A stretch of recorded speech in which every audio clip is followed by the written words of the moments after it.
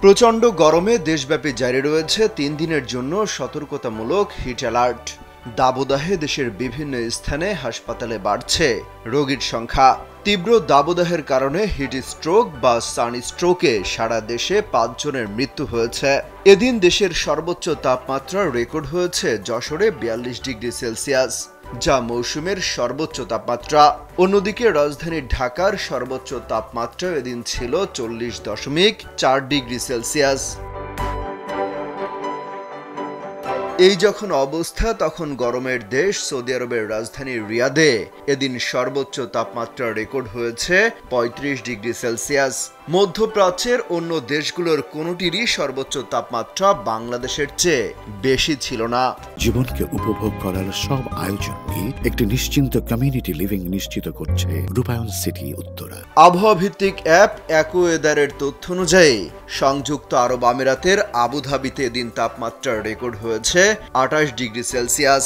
জর্ডানের রাজধানী আম্মানের তাপমাত্রা ছিল ২৭ ডিগ্রি। ইরাকের বাগদাদের তাপমাত্রা ৩৭ ডিগ্রি। লেবাননের রাজধানী বৈরুতের তাপমাত্রা মাত্র ২২ ডিগ্রি। কাতারের দোহার তাপমাত্রা ২৯ ডিগ্রি। তুরস্কের ইস্তাম্বুলের তাপমাত্রা ছিল মাত্র ১৩ ডিগ্রি সেলসিয়াস। এছাড়া ফিলিস্তিনের জেরুজালেমে ২১ ডিগ্রি, বাহরাইনের রাজধানী মানামার তাপমাত্রা ৩০ ডিগ্রি, ইরানের তেহরানে ছিল ২৬ ডিগ্রি তাপমাত্রা, সিরিয়ার আলেপ্পোতে ২৫ ডিগ্রি, তুরস্কের আঙ্কারায় ১১ ডিগ্রি, ইরাকের বসরাতে ৪০ ডিগ্রি। এছাড়া সিরিয়ার রাজধানী দামেস্কে ২৭ ডিগ্রি সেলসিয়াস, সৌদির জেদ্দাতে ৩৩ ডিগ্রি, কুয়েতের রাজধানী কুয়েত সিটিতে ৩৬ ডিগ্রি, ওমানের মাস্কাটে ২৮ ডিগ্রি, ইয়েমেনের রাজধানী সানাতে ২৫ ডিগ্রি এবং ইসরায়েলের তেল আবিবে ২৫ ডিগ্রি সেলসিয়াস তাপমাত্রা রেকর্ড করা হয়। আবহাওয়াবিদরা বলছেন, বাংলাদেশের উপর দিয়ে বয়ে যাওয়া তীব্র দাবদাহ অন্য সময়ের রেকর্ড ভাঙতে যাচ্ছে। এপ্রিলের পাশাপাশি এবার মে মাসও উষ্ণতম মাস হতে যাচ্ছে।